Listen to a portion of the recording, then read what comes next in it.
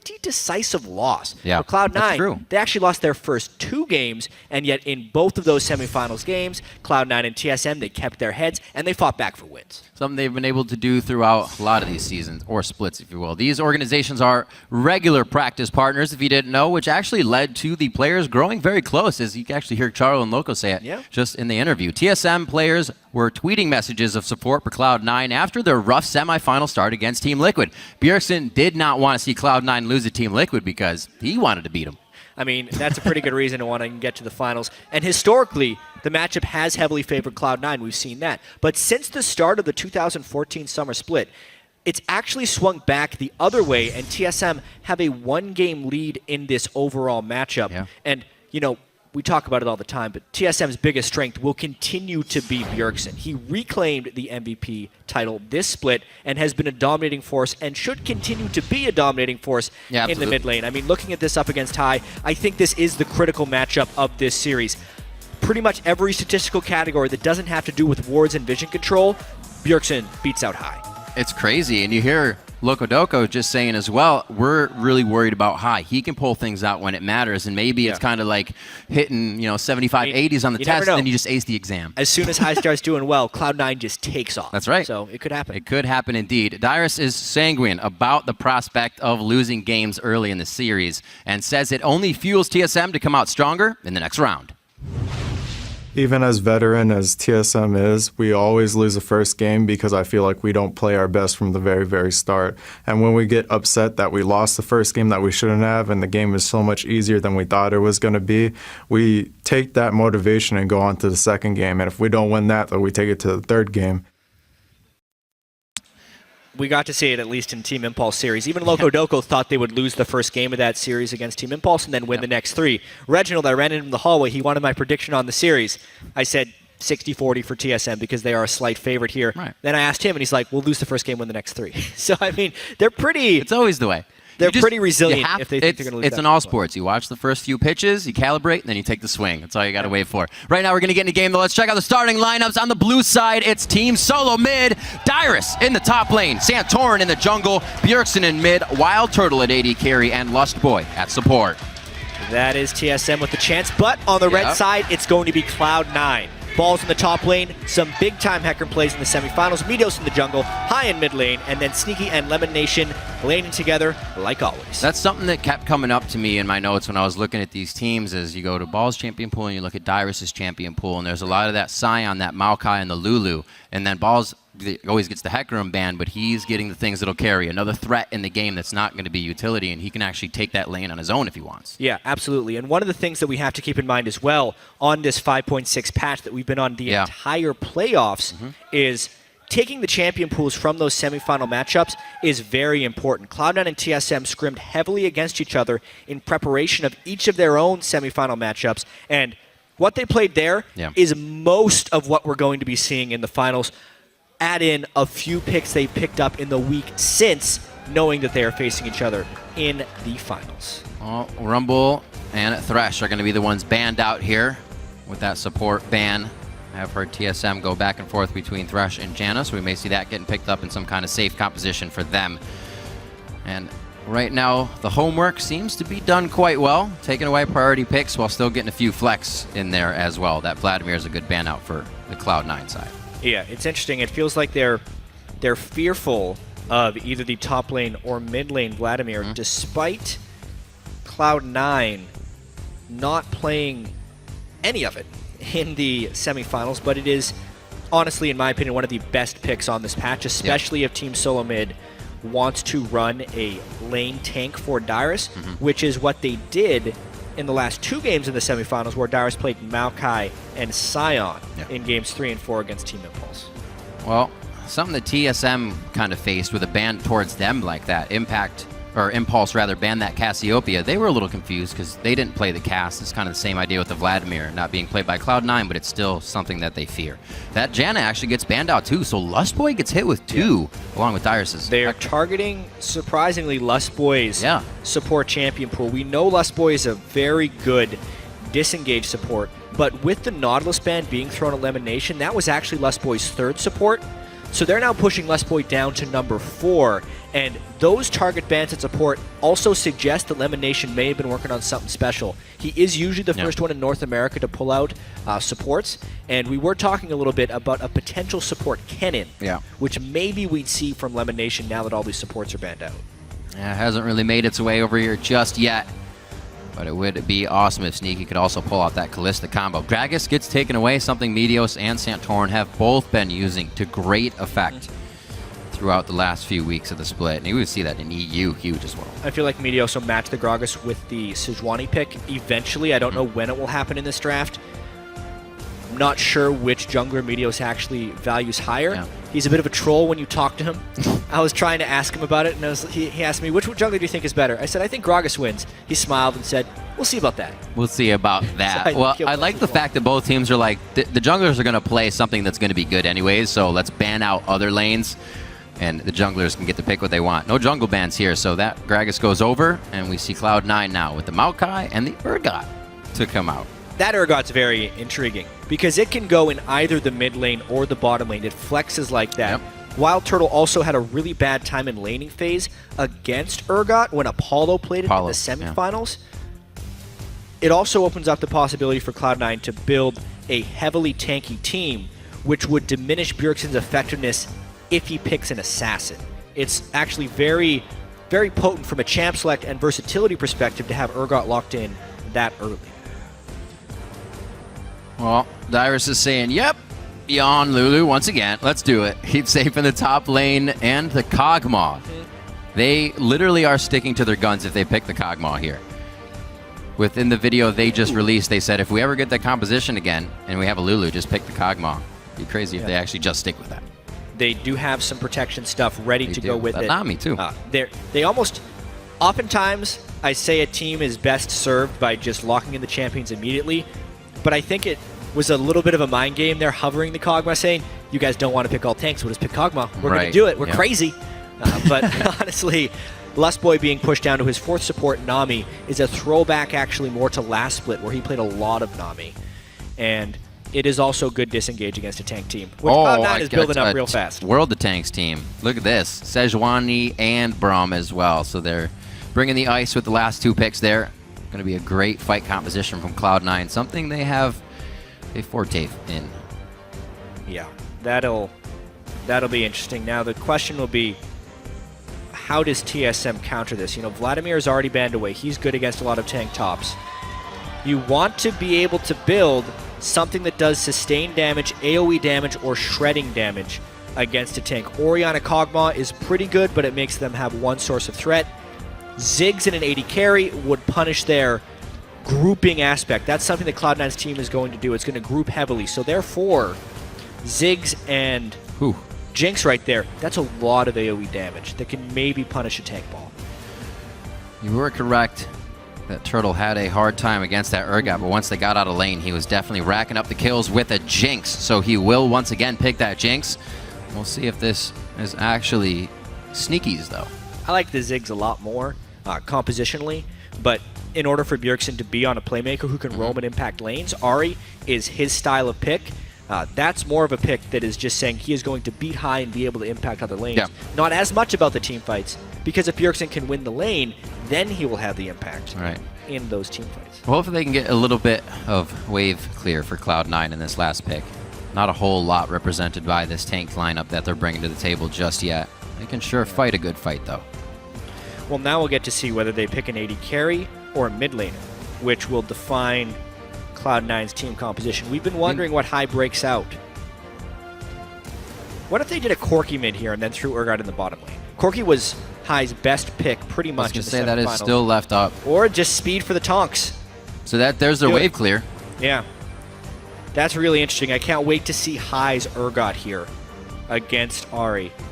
That's maybe what's going to make or break this game here, because if High can prevent Bjergsen from roaming, the tank ball in teamfights could be overwhelming from Cloud9 since they get the Sivir speed behind it. But looking at TSM's team composition, it's a lot of comfort champions or old comfort champions. Recent comfort with the Gragas on Santorin, and old school comfort with Lustboy on Nami. We'll see how practiced he's kept that with all the other supports he's been. Bjergsen as well, tipping back to Ari on this one is going to be very nice for him. A super comfortable laning phase in that one if he can stay away from those charges. Yeah. We have not really seen High on this Urgot. Loco said it's up to him on Cloud9's side to be the one to pull out all the stops, the new champions, and do that. It was funny listening to Bjergsen because he's worried about Meteos and Santorin. He thinks they'll have the biggest matchup. So everybody's got their mind set on somebody else who's going to do well in this match, which means I think we'll get a good game from everyone, Jad. Yeah, and we know with these guys, the game one, while it is important in the overall context of the series, does not decide the series in any way. A lot of times they're champion pool testing in these first games, and things will change drastically afterwards. But honestly, those are some pretty cool team compositions for game one. Let's see what happens. We've had best of fives for a last 6 or 7 series. Both the semifinal series in Europe were best of 5. The third place matches were all best of 5. The first finals was best of 5. So the teams are loading onto the Rift. Let's see if we can get another one. Let us know how you think the series is going to play out. Tweet hashtag TSM win or hashtag C9 win to @LOL Esports. And as always, we'll be checking those throughout the game and see how you are voting. The crowd is ready. All the lights lighting up, the thunder sticks being clapped. The crowd outside is ready as well. We are on to the Rift for Game 1 of the 2015 North American Spring Split Finals. I think it's safe to say everyone is ready for this one, Riv.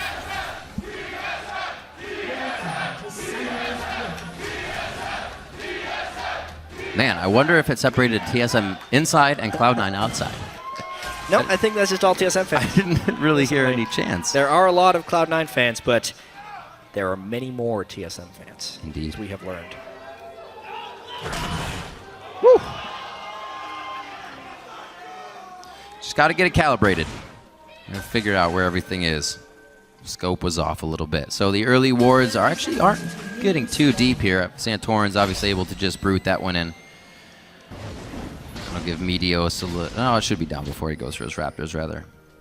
So nothing big coming from anybody in the early game. Turtle's going to sit towards the top lane, and it does not look like going to get the 2v2 matchup here. Yeah. One of the nice deeper wards, though, that was placed there by Santorin was actually trying to stop Maokai from stacking saplings and taking the Raptor camp. Oh. Somewhat risky ward to get in there, but the fact that he has done so will deny balls a little bit. We're talking about balls being on the Hecarim and being on something that can carry to the Maokai this time. Still do a sufficient amount of damage. Yeah, I mean, he didn't get to play it that much. The Maokai, that is, only 2 times in the semifinals, but throughout the ending of the regular season, the Maokai was the pick for Cloud9 to lock in with their very first choice. The fact that they were able to just kind of get it this time without having to put a huge priority on it, you know, first pick Gragas being over on the other side, is rather valuable. Lustboy trying to do some Nautilus things on Nami. Still working with water. Not the same. Not a problem. I think.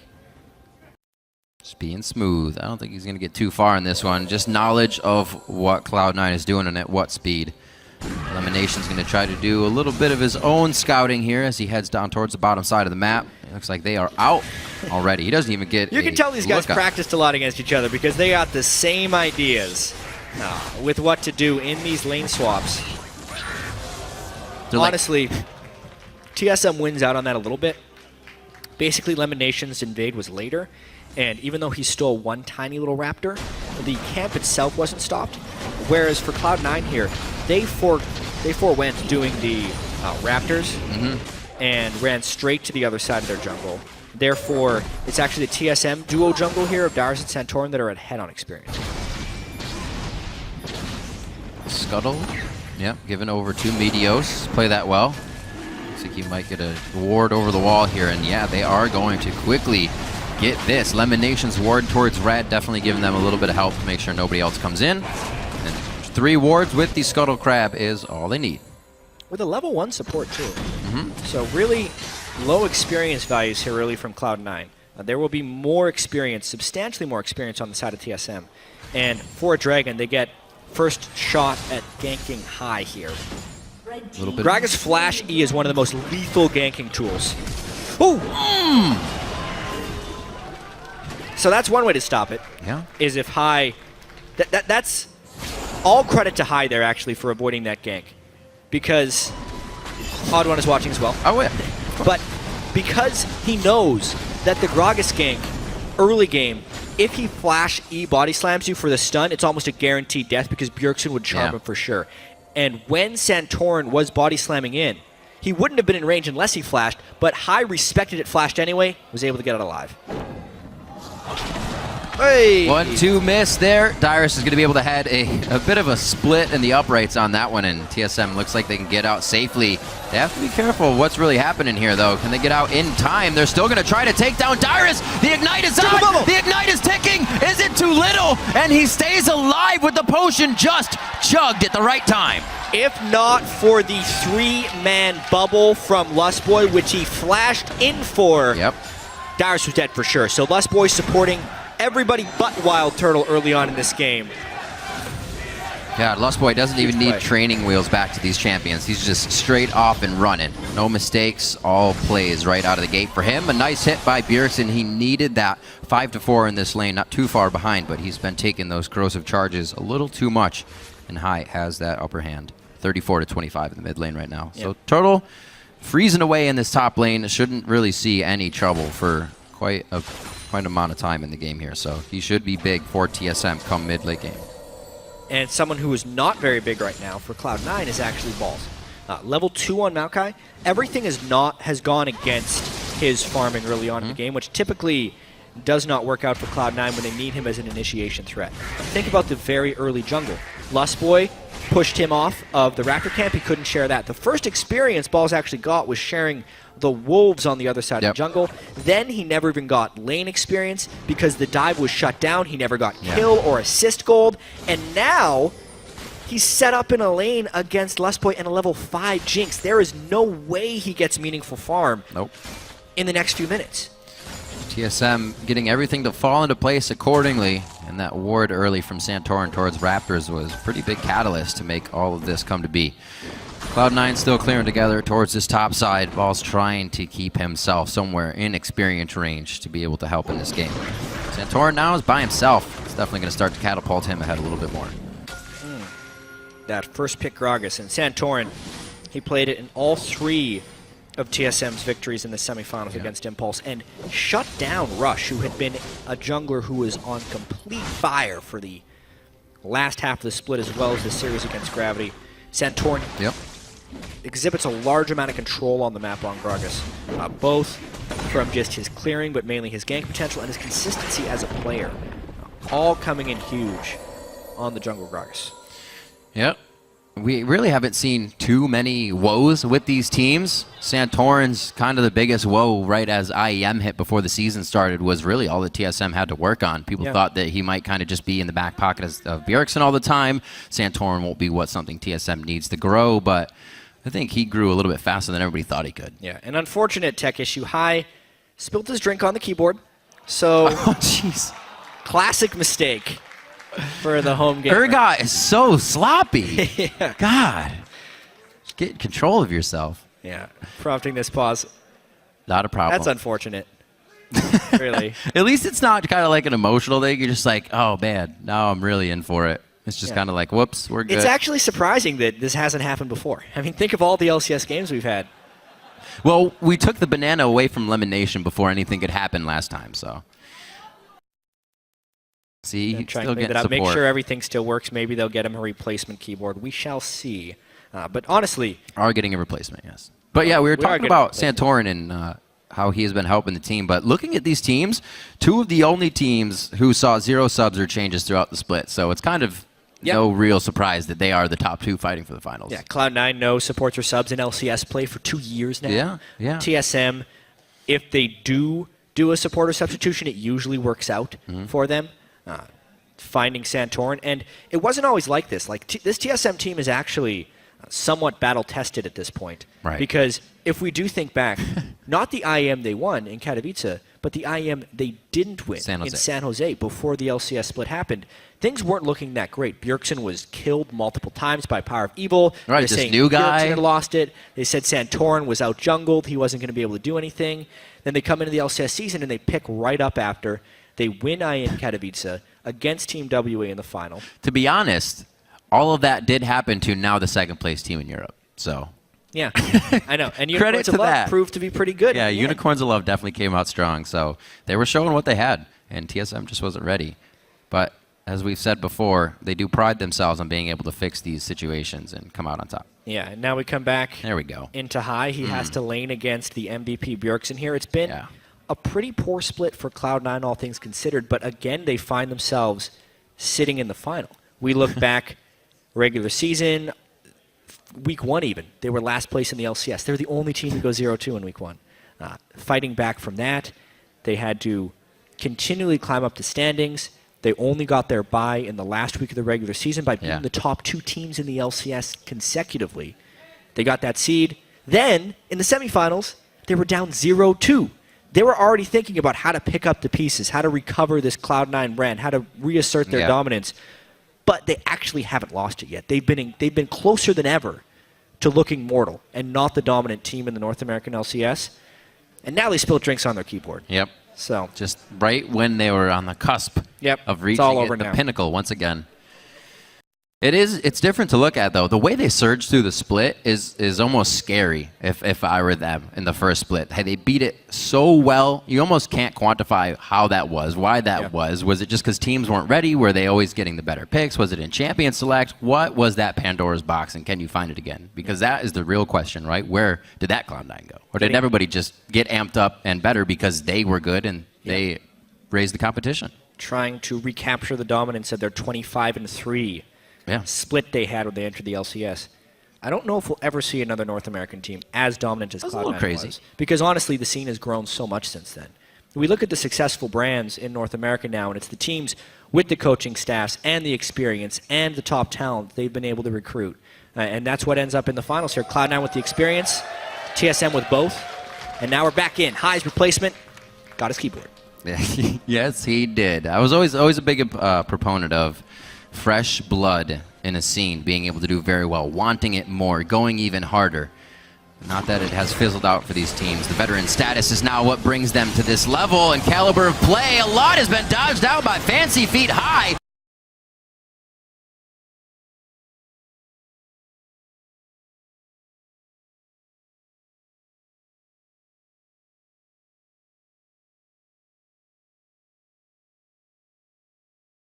Fancy Feet High.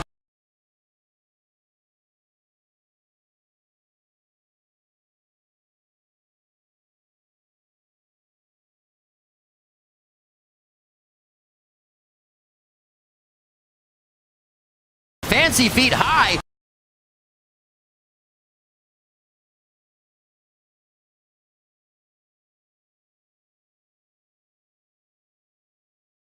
Wave, just clear out. We might even get the rotate to bottom. Yeah, Mita's going to try and pick up that. Fancy Feet High. Who is being more and more denied. Overall CS, 10 CS and level 4 on the Mount High. As the TSM vote is still 2-1, basically. And for good reason. TSM playing this early game quite well. Experience leads throughout. Even the first blood gave him the gold lead. The Dragon was given up for that experience, for the most part. Now, BF Swords on as well, who have been farming at a pretty reasonable clip since they're not laning against anyone. Safe days for them. Wild Turtle is happy to do that. And without Sneaky really being on that Lucian, we usually see him take a back seat as well. Looking at that lane now, a nice bit of trade damage going over to Lustboy, but they have all the mana in the world to stay in this lane, and with 30 seconds here, I'm sure one of them would love to get that damage trade in their favor to make Dragon a little bit easier. Rotation already towards the bottom side from Santorin, but he has warded out nicely by, I believe, Lemon Nation's work down there. Slowly coming in for the gank. Another spot out here. They've already got the pings. They are pretty much ready. Meteos is top lane, though, so they may still try to go for this bottom side, knowing the aggression is there and they could be safe for the dive. Whoa, Dyrus, that was unnecessary, man. Dyrus blows his ultimate. Maybe the length of the chase scared him too much? Yeah, he's like, he's going to have backup if he's being this crazy. You can't see high in mid lane. Yeah. Ari had moved away. Interesting. Something they may be able to use here. Good timing to happen at Dragon. Because of the length of the steal, though, TSM able to steal the blue buff as well as prop up the Dragon take. So, while Dyrus' ultimate was unnecessary, Meteos' chase was even more unnecessary. I think Meteos was tunneling a little bit on giving balls space to farm by getting Dyrus out of there, but it did cost them pretty heavily there, losing blue buff to the enemy mid laner as well as the Dragon. Everything happened in a matter of seconds. You think it's going one way, then the other. TSM makes a good move for Dragon, and with the kill, now a Dragon in the lead. It's giving them 600 gold. Staying out of the way of elimination here. Both supports about to hit 6 in that bottom lane. Things could start to get crazy. Junglers are hovering that bottom side of the map and already have had a bit of hand in the first bloods we've seen, Santorin being in that mid lane. And both Santorin and Meteos have game-changing ultimates on these junglers, something they actually used awesomely in the semifinals. Santorin's Gragas assaults were perfect, and when Meteos was on Gragas, he was landing great ultimates as well. We've seen Sejuani completely swing team fights before as well, and it will be incredibly important where those ultimates are used and if they can give each team an advantage, because right now, when TSM has that small lead, they're so good at stretching it out. Yeah. So unless Cloud9 makes a play with the Sejuani ultimate that is not counter-ganked by Santorin, they may die a slow death to Bjergsen's arc. That's one thing you get out of Bjergsen over and over again is a reassuring voice. If we keep doing that, it's something we'll be able to get. Just keep poking, keep ganking mid, and TSM is able to stay on that kind of course and not divert from it. Really is something that keeps them in the game and allows the lead to grow ever so slowly. Raptor buff taking out the bottom ward. It also delays Sneaky's back here, so they may be able to get a little bit of action on this turret. It may cost them a lot of this turret. The turret no longer has that extra resistance because we're 11 minutes into the game. And also, Elimination had to back away early. All this pressure that Meteos is throwing up in the top lane is being really easily countered and outplayed by TSM. We've seen games where balls gets focused like this, pushed out, level, very under-leveled. Now he's got himself back up to leveled, but too many resources have been put back into that for it to work. TSM outplayed slightly in the early game, which put balls in a hole. And instead of just leaving balls on his own, Cloud9 is putting so many resources into making sure he is a person in the late game, instead of just like a baby sapling tree. So with that, not many rings. Instead of TSM putting resources into keeping him down more and more, TSM just putting resources into giving everyone else an edge. By the time Balls matches up with Dyrus, which he kind of is now, maybe all the other lanes for TSM will be ahead, which is the TSM game plan. Get the other 4 people ahead, let Dyrus fend for himself and go even. Yeah, always. TSM's plan, Dyrus fend for himself, indeed. And with these turrets dropping now, as we see the first one go down just a bit ago for Wild Turtle, Jinx can start approaching these turrets faster. It's going to be even a bigger surge in gold, and those turrets are going to fall down real quick. Bjergsen backing on a ward. Don't think Cloud9's going to be able to work off of any of this. They're all kind of in their own backing position themselves.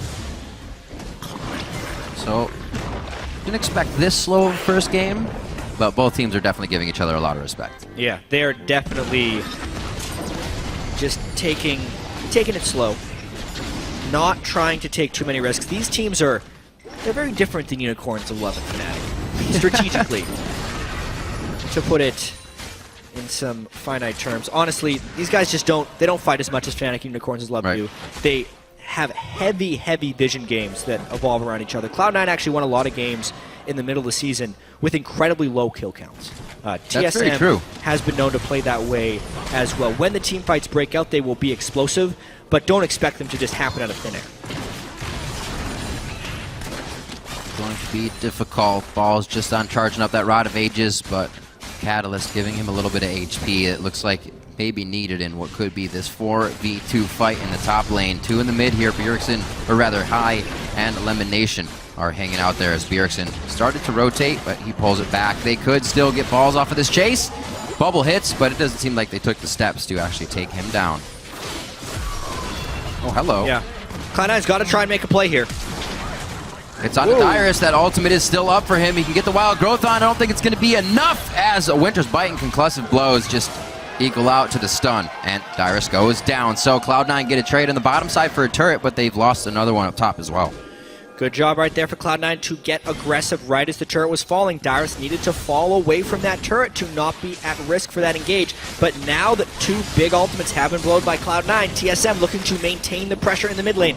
Every time you put something into Dyrus, TSM will take from you something else. Oh, always. And they take it quite textbook. book here in the mid. Another flash needed to be blown, this time on the side of Cloud9 as the third outer turret falls. That was quite quick once they got the bottom one. And that's going to put quite a bit of money over onto Bjergsen and Wild Turtle. Both of them has 1,000, and Santorin just hit that as well. So burning a hole in their pockets, they decide to stay on the map for a little bit longer, get the vision they need to make sure Dragon is all covered. Yeah. Nice play overall there by TSM. Not being dissuaded by Meteos' Sejuani ultimate because they knew there wasn't follow-up there. Right. High still stacking up. Just got his Manamune. Merman is going to be a good distance away. Let's double check that. It's at 391 of 750, so it's not stacking incredibly quickly. Right. Rod of Ages still not completed on Balls' Maokai. Not going for the Righteous Glory, so trying to get a little bit more damage in good there. thing you just got that done. Relying on the Sejuani ultimate instead of the Righteous Glory initiation. Maybe a Righteous Glory from Lemon Nation. Cloud9 is trying to bide their time, but they're honestly in catch-up mode. They have been for a while, and it's very hard to catch up to a team like TSM who is so apt at trading and trading successfully. Yeah, they'll play around you. They know exactly what to do to make sure they get it their way. Second Dragon is going to be just that as Cloud9 forced to answer towards the top lane. Team Solo Mid fans liking the objective pressure that TSM is given right now, and it looks like High could be caught in the mid lane. They catch him sleeping. And this is exactly what we were talking about. Cloud9 is pushing the bottom lane. They leave an Urgot to stay in the mid lane. He can't clear a wave, so he's just a victim to any skill shots that actually land from TSM. They get another turret. They may get another interior turret. And it is all about the trading right now, but every trade is in the favor of TSM. Bjergsen plays Urgot a lot himself and fared well against High in the mid lane. 30 CS up as both second tiers are being pushed on either side. Cloud9 is kind of squeezing these, I wouldn't say advantages, but ways to cling back into this game just as TSM gets all of their advantages. Small things towards Cloud9, big steps for TSM. And specifically because of the style that TSM likes to play, maintaining vision control of the enemy jungle, rushing at people, and getting picks with Bjergsen Zari. That's the style they need to do. And with 5 turrets killed from TSM and even 3 from Cloud9, the map is opened up substantially, which leaves many more dangerous corridors to walk down for Cloud9 and only increases the risk of Bjergsen being able to punish them for Ahri. In an ideal game, team comp versus team comp, the turrets aren't being traded if you're Cloud9. They want it to be a condensed game, a smaller game, so the tanks can actually find team fights again and again over knowable objectives. But when the map is this open, it actually favors TSM, which is why they've been so willing to trade these turrets. Just able to find Cloud9 at any chance. Ward's already on the bottom side, so they know Maokai will be teleporting into this next fight. They could once again zero somebody out before any of that happens. But they're not moving without safety. Always making sure wards are cleared here. Making sure they have the advantage on that side of the map. Dyrus finishes up Athene's quite a bit ago. Trying to be still useful in this game after getting pushed around quite a bit. Good stuff. Still, that first kill onto Bjergsen is something that Santorin focused. Team Solo Mid wanted to make sure that High was not a factor, and Bjergsen had an edge. Santorin traded flashes with High early on in the laning phase. They got the return gank before High's flash was up. About 30 seconds before his flash was up, so that's very they were true. definitely keeping timers on that flash from High in the mid lane. And those are the only deaths of Cloud9 this entire game. They have been trying to avoid the pick potential of TSM, but in doing so have taken some unfavorable trades, which now make it harder and harder to avoid the catching, roaming team of Team Solo Mid. Hit the shot caller and hopefully silence him as well in the process.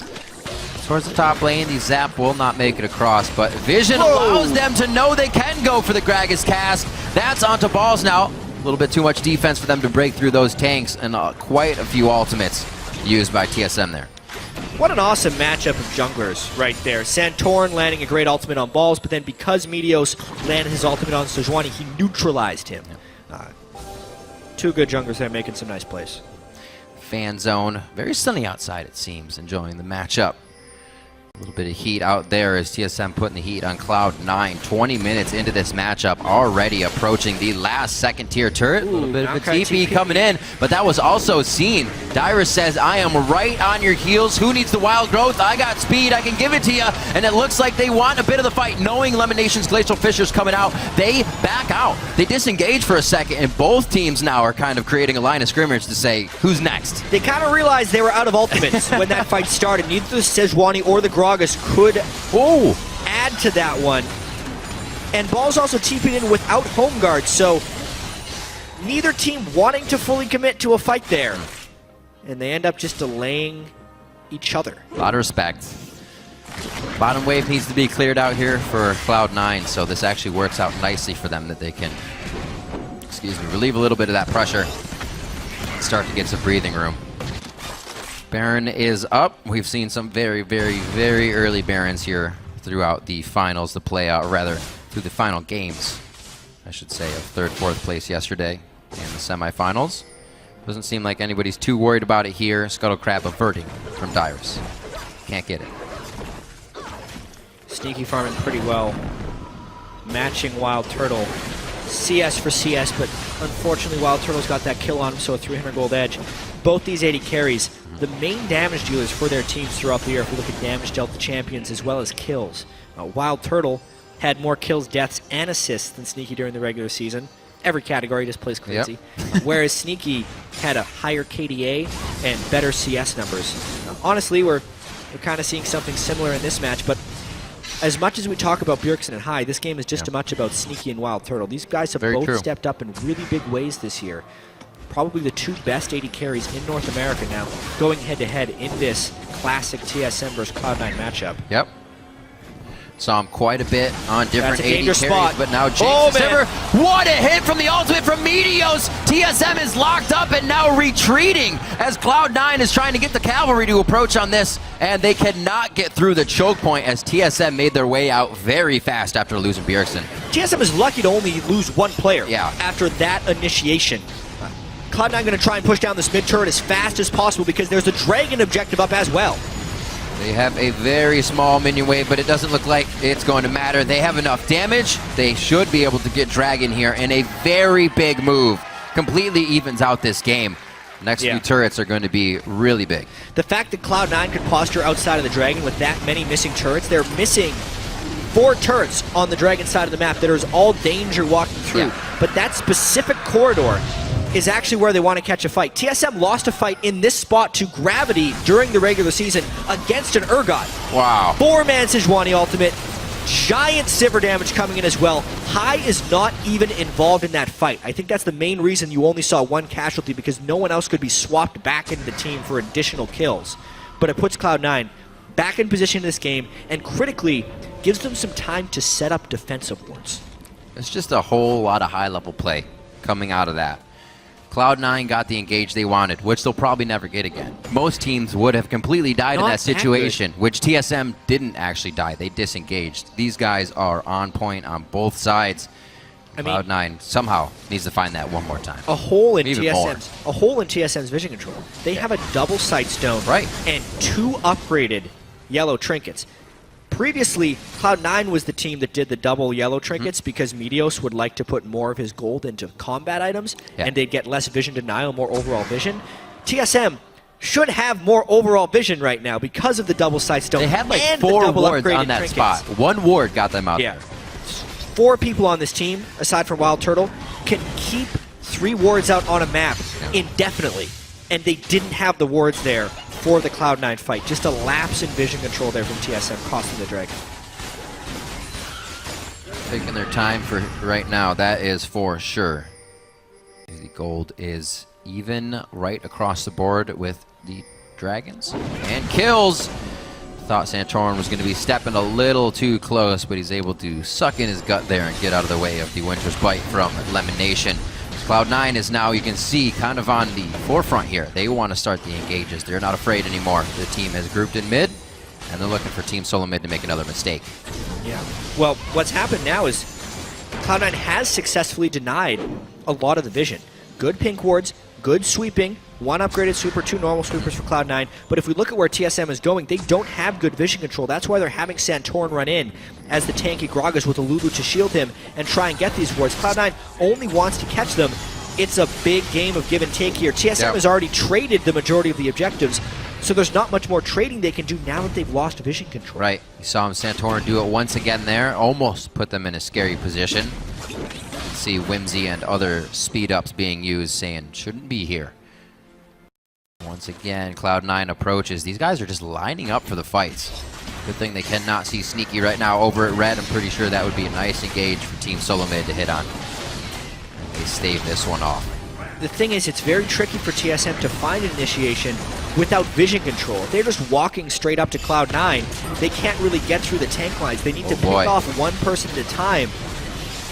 What a bold Baron call here by Cloud9. I'd expect them to peel for a fight, but we haven't seen them find fights recently. We'll see here. Do they burn Sivarol? Heismer Amana just popped through here. Big boosted damage for Urgot coming into this. Can they get around the choppers without hitting? Righteous Glory doesn't really get him there. Medium with a 5-man Sejuani ultimate. If TSM can make it through this, they got it. But Cloud9 is locking them down. Bjergsen on the outside. He gets swapped in with the position reverser. How is TSM still alive in this one? They are doing everything they can, but Cloud9 closes the door on that fight. A 5-man Sejuani ultimate. Have you ever seen a better Sejuani ultimate in competitive play? He did the ult flash as well to make it point blank and faster. Beautiful initiation there by Cloud9, using their movement speed, catching everyone, and then running them down for the rest of the team fight. Absolutely incredible plays here coming out of Meteos. Struggling in the top lane to keep balls in the game and then taking control of the mid game by himself there with 2 huge ultimates.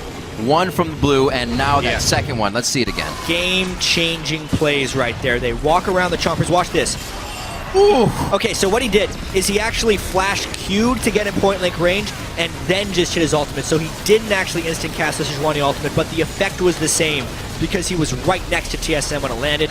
The explosion radius stuns 5. At that point, Sneaky was able to get into the brunt of the TSM team without them getting protected. Wild Turtle did not do enough damage, therefore Sivir ran him down, and my goodness, that initiation from Cloud9 was legendary. Said it earlier, Jat. 2 words. Game-changing. These junglers have game-changing ultimates, and I think we just saw that happen for Meteos. I can't believe he hit all 5 people.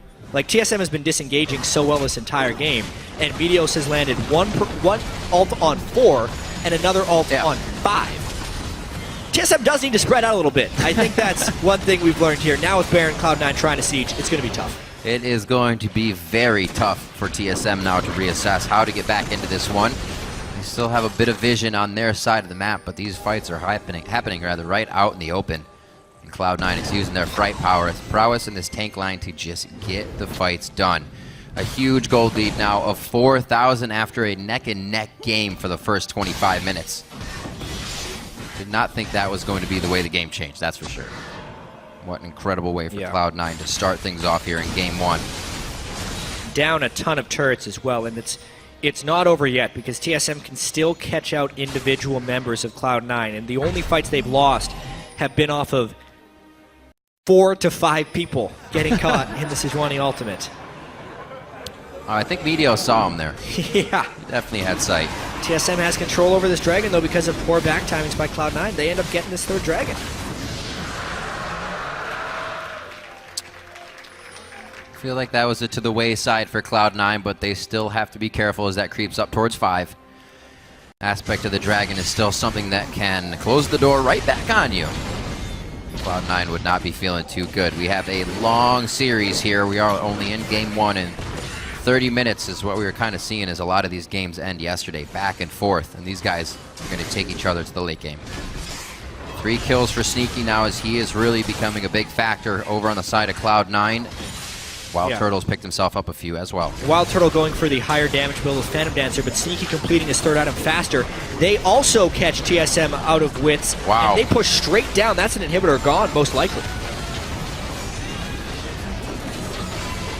Wow. A lot of respect and a little bit out of position for TSM on that play. Yeah, I think TSM was willing to concede a bottom turret and were just a little bit out of sorts with where they're going to be going. Yeah. They actually have a lot of wards sprinkled around the Dragon area / that side of the map, so it is a little bit inexcusable that TSM gives up that turret so uncontestedly.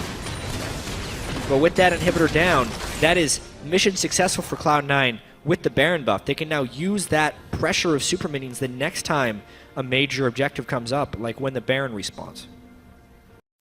See what kind of items everybody's getting in their inventories. Definitely synergizing with the team is kind of the name of the game here. Lockets, Righteous Glory coming out, something that can also complement complete champions on your team. It's been the focus as well for both. Lustboy has focused the Mikhails as well to get that position reverser off of whoever Hai is going to be targeting. It's also to just stop the Sejuani ultimate. Yeah, that too. The one. Hopefully you're not all 5 in at that time. Please no. So we almost have the Zanyas onto Bjergsen as well, kind of just behind on core items that would make these fights a lot easier for themselves. Dyrus had that needlessly large rod, which he kind of passed up the Lucidity boots to get, but has finished those now. Turtle. Uh-oh. Put the shell on. This could be bad. This would be great for Balls as well. He needs to get something to get back into this game. He's been benefiting from everybody else. Oh, they're going to give it to Hai. Assist money is still good money. Yeah, this is a situation where TSM couldn't trade something back, so they have clearly lost control of this game. When Wild Turtle was out too far trying to farm that wave. There's a lot that TSM has lost here, all because of Meteos' ultimates. And we kind of knew when Meteos picked this Ahri that for TSM to win this game, he was going to have to win lane, transition that advantage to other lanes, and then use vision control to continually catch off Cloud9. The first thing happened, he won the lane with the Ahri. As far as transitioning to other lanes, not really, because Cloud9 was trading objectives, which would have set up the third play from TSM, which is starve the enemy out of vision control, get picks, use those picks to catapult them into objectives.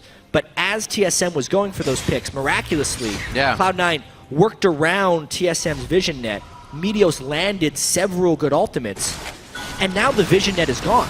So in full 5v5 teamfights, TSM, unless they play miraculously and Cloud9 misses some big ultimates, TSM is destroyed in those full 5-on-5s. Therefore, they've kind of lost their main win condition and are now relying on Cloud9 to make a mistake. That early game of Sejuani in the top lane was what TSM worked off of. They dropped all 3 outer turrets immediately. But like you said, no roaming. I think Bjergsen's and the team's focus was to take down Hai too much. Those 2 kills kept him to the 2nd tier turret, which easily becomes roam, right? After that first tier is down, you get the inner wards, and you're all over the side lanes. Hai is down 80 CS to Bjergsen. I mean, we can see that they shut down his Urgot, but without the focus, oh boy, they're not dealing with other stuff. TSM scattering this time. No 5-man Sejals today. The pop on Santorin, that's his flash. Explosive cast goes out to try and save his life. It's a nice set of chompers from Turtle. The tsunami as well from Lustboy coming through, and they may be able to just retreat into the base. That would be the best of the situation for them right now. On to Lemon Nation. That's going to be a lot to take him down. Boy. Cloud9's not able to get anything out of this as they're kind of floundering around in mid right now. They were trying to take the minions. Lemon Nation did not get the backup of his team right there. Re-engage. Going out of Lustboy. That's the blade. Almost the boomerang coming in from Sneaky. One more shot. He is able to get Lustboy. Turtle falls. And Cloud9, they don't back up. They go right through the front door. And the super minion could make this the game for them. Hai held on to his position reverser for so long. He waited for Bjergsen to try and make a play. They slowed down Wild Turtle Balls with the reinitiation. That's why they kept the Maokai in the game. Cloud9 takes game 1. What a swap from a great early game from Team Solo Mid to come at 33 minutes. Cloud9 turns the game on its head and takes down TSM for game 1.